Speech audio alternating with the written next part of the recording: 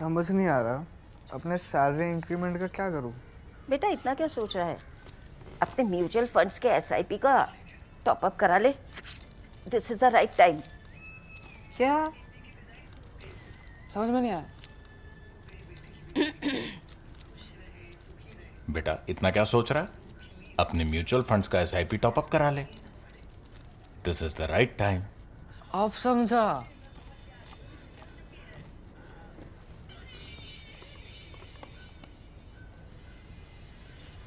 Mutual fund investments are subject to market risks.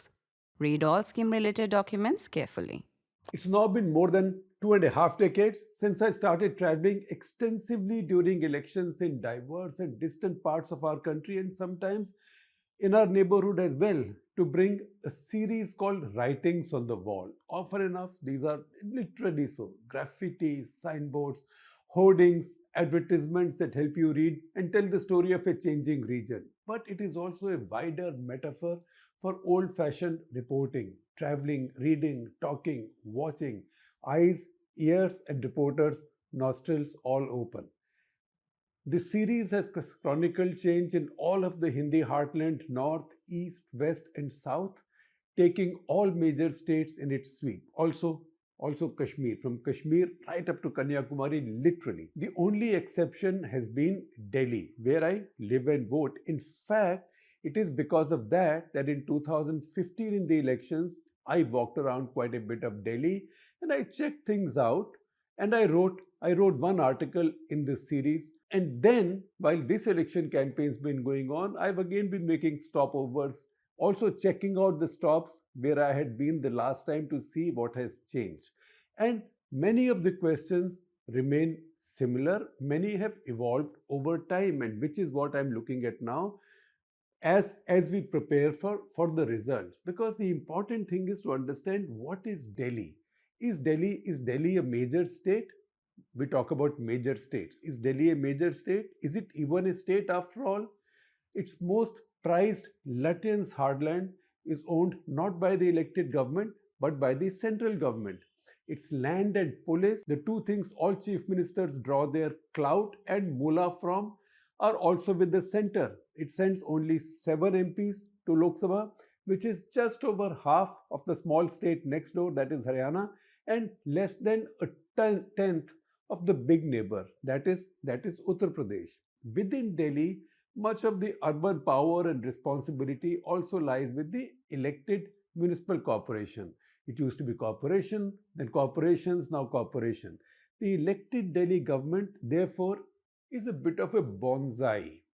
It has all the trappings of a sarkar, but not the reach, the power of a genuine political entity. Yet it is the government of Delhi. And as the popular song that played often on Akashvani in my early childhood in Delhi said, Dilli hai dil Hindustan ka, and then it went on, ye to tirath hai sare jahan ka, etc., etc.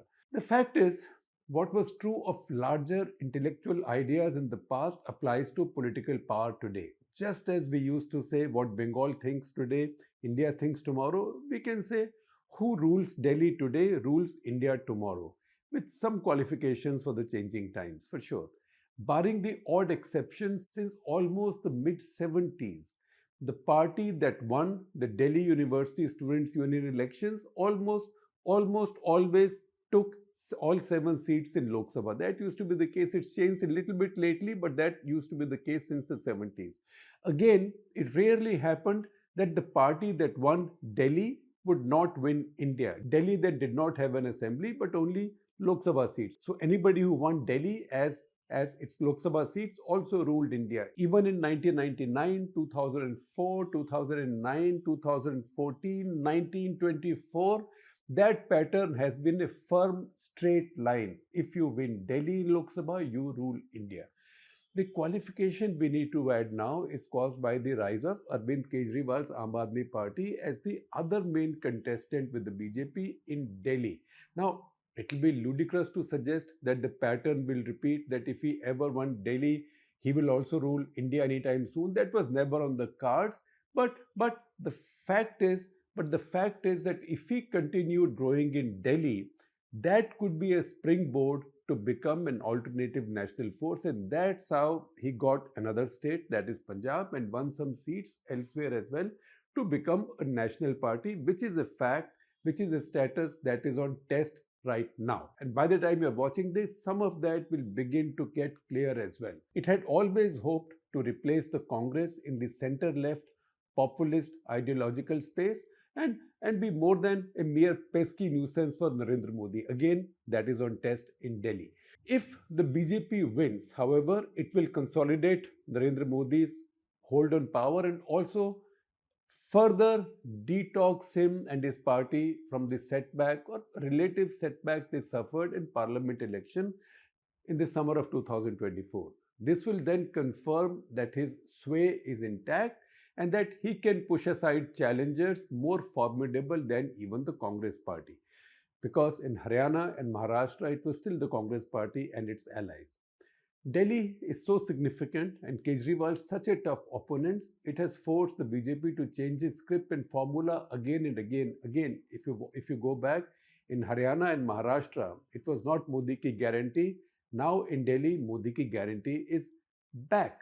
If Delhi simply conformed to the broader patterns of national politics, analyzing it would have been simpler because he's won parliament, he will sweep Delhi state elections as well.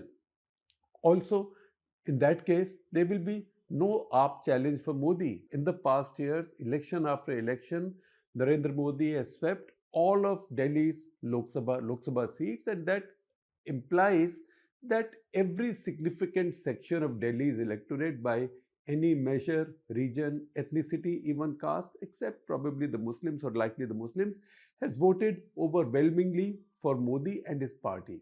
Most of Delhi now consists of migrants from the Hindi heartland, Haryana, and indeed the old Punjabis.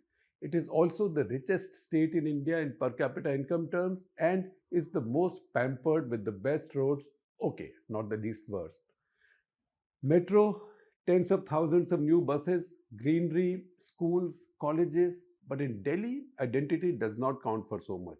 It isn't because of the assimilatory cosmopolitanism of urbanization either. It is because economics determines Delhi's politics. You need somebody with the brilliant sweep of a Suketu Mehta, writer Suketu Mehta's observation and descriptive power and the space of a nice, thick book to paint a fair portrait of Delhi. He wrote one on Bombay, that's the reason I say so. I am confined to reading writings on the wall. So I got my epiphany or at least wisdom on what makes Delhi so different by looking up at a unipole not now, but in the 2015 election campaign. That was a unipole in front of the Akshardham metro station in East Delhi. It was a developer selling shops with the message in bold. रुपया पेड़ों पर नहीं उगता, दुकानों में उगता है. Money doesn't grow on trees, it grows in shops. You fight your way through traffic and people deeper into the poorest, messiest, and most thickly populated zones of eastern Delhi, which is Trans Jamna, and speak to vegetable, ice cream, pakoda sellers, property agents, small shopkeepers, even many auto drivers. Almost all are doing this kind of work on the side after office hours. They have day jobs, but these pay too little. Their jobs pay too little, so they have to be ice cream sellers, pakoda sellers, property agents, and so on. Their family, growing children, weddings, and that insatiable ambition to live better need more money. It comes in one of two ways. Many, in fact, a large majority in government jobs, even peons, daftaris, and doormen usually bring in some cash home. This is a corrupt capital city where carrying a file, opening a door, putting a call through, all have a price. Ask people in the property business here and they will tell you of corrupt low and low mid-level government servants with cash to spend and invest. By one credible estimate, nearly 5 to 6 lakh government employees come home carrying an average of 5 to 10,000 rupees a day in their pockets. They have to spend it. They can't take it to the bank and they can't upgrade their lifestyle so visibly as to arouse suspicion. Most of the rest, either honest Sarkari employees or those in the jobs that do not bring arbitrage, or the lowly private sector employees help the others spend that cash. How? By running these businesses after working hours in food, entertainment, fancy new phones, beauty parlors, things like that. Also, as I told you, property agent, big business on the side. Many of them are homeopaths as well, part-time homeopaths. Walk around the lower middle class heart of Delhi and you will find everybody is a trader. Every other home has a business running, from food to tailoring to tuition to what I just mentioned, homeopathy. Delhi is a double income city. And if the second income does not come from bribe and bakshish, it comes from domestic enterprise or simply trade. Trade, running shops, is Delhi's biggest wealth spinner, and cash incomes fuel its clientele. Now you know why that unipole is such an eye opener. रुपया पेड़ों पर नहीं उगता है. Money doesn't grow on trees, but in shops, दुकानों में उगता है. Delhi has very little industry or resources. Its cash cow is the government and trading its biggest vocation. Delhi is therefore driven by greed, ambition, and arrogant freebooting cynicism as no other city in India. We are a city of freedom fighters, Sarji, said a class 4 employees leader living in Mandavli on Delhi's eastern edge once many years back, and I had rather leave him anonymous, though he did not seem particularly bothered. But since he was a government servant, I'd still leave him anonymous. Many years have passed. Freedom fighter in his book means one who wants everything for free, from commuting to electricity to education to water to, most stunningly, Wi-Fi, because that's been free Wi-Fi has been one of the promises made by Arvind Kejriwal in the past. Kejriwal's rise in Delhi is rooted in the fact that he had understood the mind of Delhi's underclass well.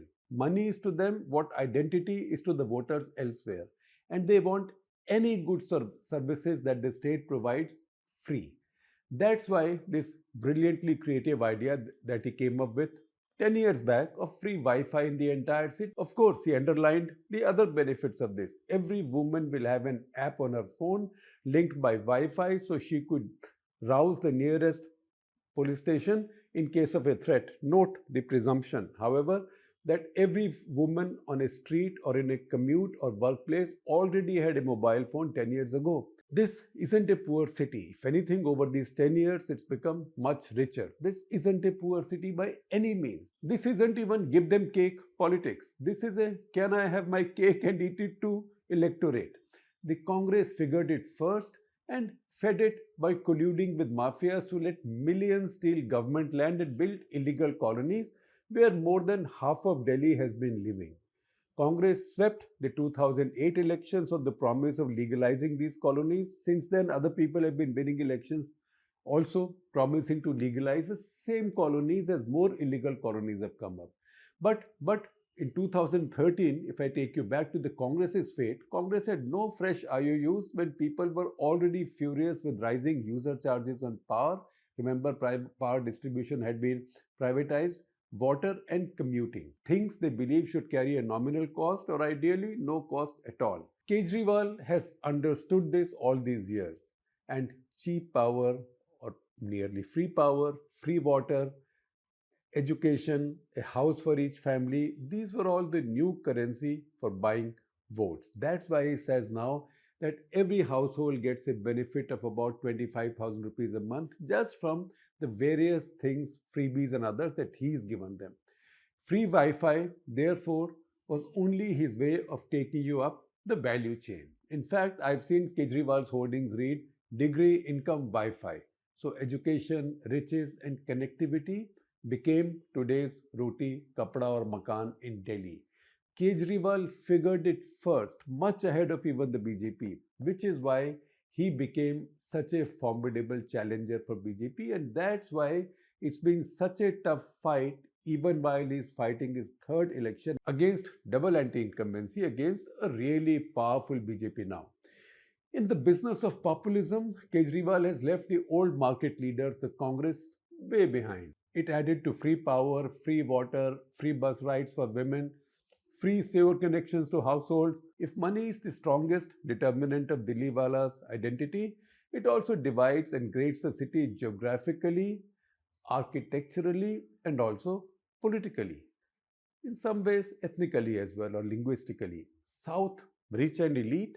South Central, richest and most powerful. West, rich, West Delhi, rich, plain rich and hungry for more. And then the poorer North and East, with the tiring, declining walled city thrown in between. Delhi does not have slums to match Mumbai. Even Kejriwal, who owns much of that vote, says that there are 500,000 slums in Delhi. By any reckoning, genuine slums, or what at one point were called JJ or Jhuggi Jhopdi colonies, were about half as many in Delhi. But Delhi has massive sprawls of colonies entirely illegal. Sangam Vihar in the south and Borari in the north, or those that are legal only in name, as in Mandavali Vinod Nagar in East Delhi. Searching for the writings on the wall around the country and in Pakistan, I have happily taken pictures on my phone to help the illustrator draw and never attracted anything worse than amusement. Who's this? Who's this nutcase taking pictures of hoardings? People think. Graffiti? And he isn't even Japanese. Japanese like to take many pictures. But here, I draw suspicion anytime I take aim in Delhi. Why? Because almost everybody has made illegal constructions or extensions and worries I may be collecting evidence for some government authority or court appointed monitoring committee. Lousy governance and Congress style laissez faire populism with land have driven 3/4 of the city's population to living as illegals in some way or the other. And then there are entirely illegal enclaves, the poorest like Boradi and toniest like Sainik Farms, which I sometimes call the Republic of Sainik Farm. The sublegal non-elite make Delhi's vast underclass, and for the past 10 plus years, it has loved Kejriwal. Illegal colonies are Delhi's answer to Mumbai slums. Better than the usual slums, but illegal, disenfranchising, and mafia run. Let us, for lazy convenience, invent a new term: super slums. In most of Delhi, as in large parts of its east, several economic strata exist shoulder to shoulder, with the richer ones literally imprisoning themselves behind bars.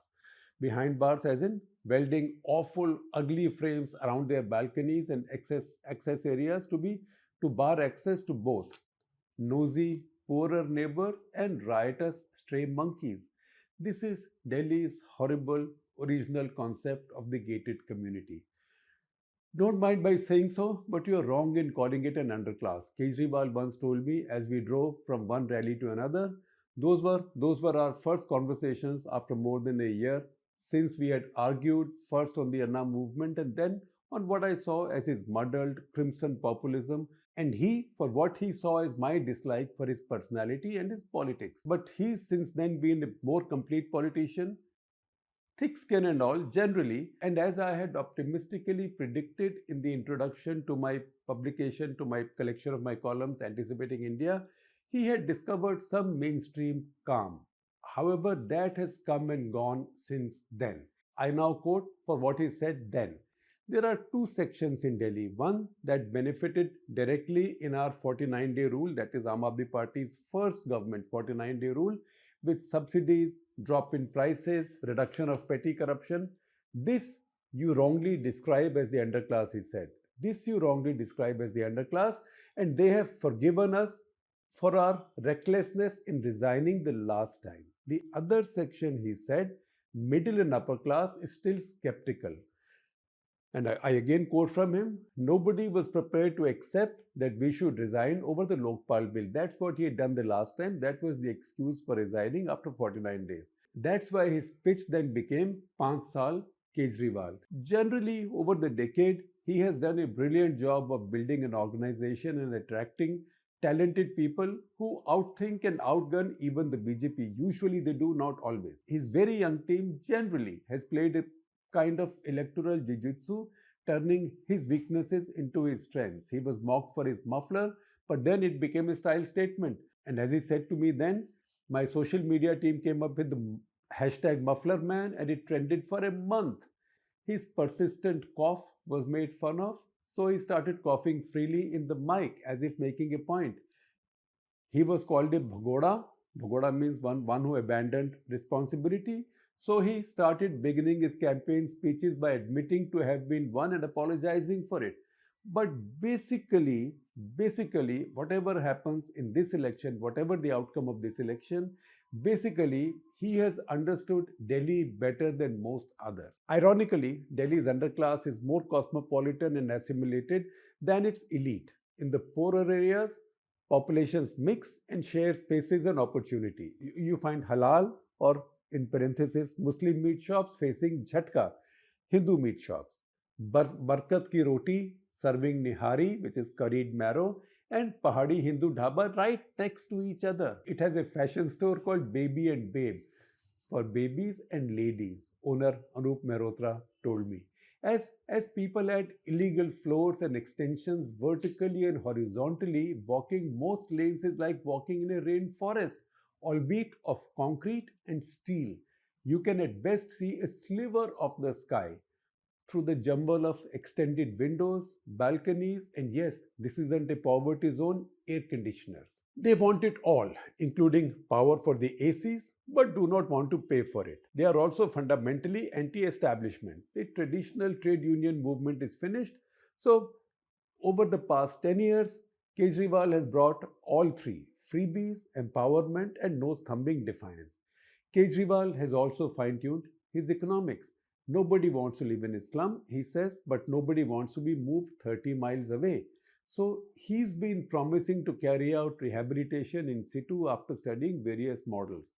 His quote, and I quote, "We will not slumify Delhi, but we won't exterminate slum dwellers either." All of this is on test this time and will show up in the results as the counting proceeds. So stark is the contrast between East Delhi and West Delhi that this is what made me think of author Suketu Mehta. So if he called Mumbai our maximum city, let's call West Delhi our maximum sub-city.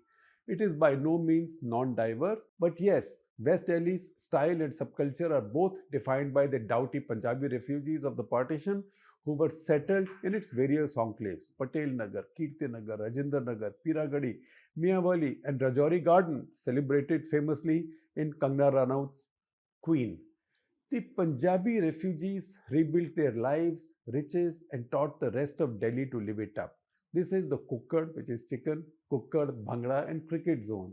A shop selling telephone chargers and batteries in Ghaffar Market, named after Frontier Gandhi Khan Abdul Ghaffar Khan, because many refugees from Peshawar settled here, Hindu refugees, proudly announces Sirf Sirf Akele Sabko Pele. That is what I saw on a shop. Sirf Akele Sabko Pele. It means it's tough to translate, particularly in a family publication, but suffice to say it's something like my product by itself can demolish all the competition. I also see across the road a shop with a near monopoly over gods. The signboard says gods, goddesses of all regions from all around the world and sells images, framed pictures, statuettes, busts, gifts, including Rumala scarves for Gurdwaras and chadars for Ajmer Sharif.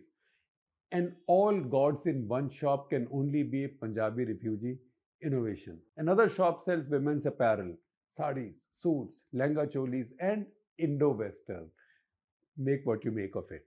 West Delhi has given Delhi its Punjabi flavor, laden as it is with food, riches, attitude, cholesterol, cellulite, muscle, talent, defiance. Virat Kohli, Shikhar Dhawan, Virender Sehwag, Gautam Gambhir, Ishant Sharma. What is common between all of them? They all come from West Delhi.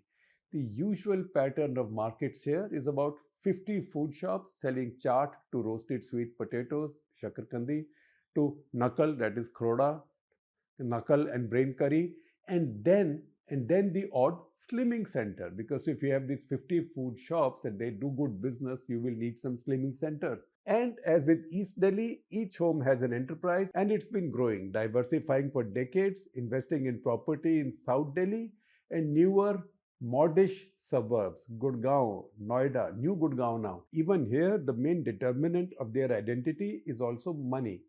Generally, they have by now made quite a bit of it. So they want status, a move up in Delhi hierarchy. For them, Narendra Modi with his Bulgari shades, fine cut suits, my friend Barack, my friend Donald, and so on, could be the most suitable Punjabi from West Delhi rather than some understated Guju. The BJP should be in good hands there. And since we are concluding this with West Delhi, I will also tell you a little factoid that nobody rules India unless they have won the West Delhi Lok Sabha constituency. And under Narendra Modi, BJP has won it 3 successive times. So that should explain something.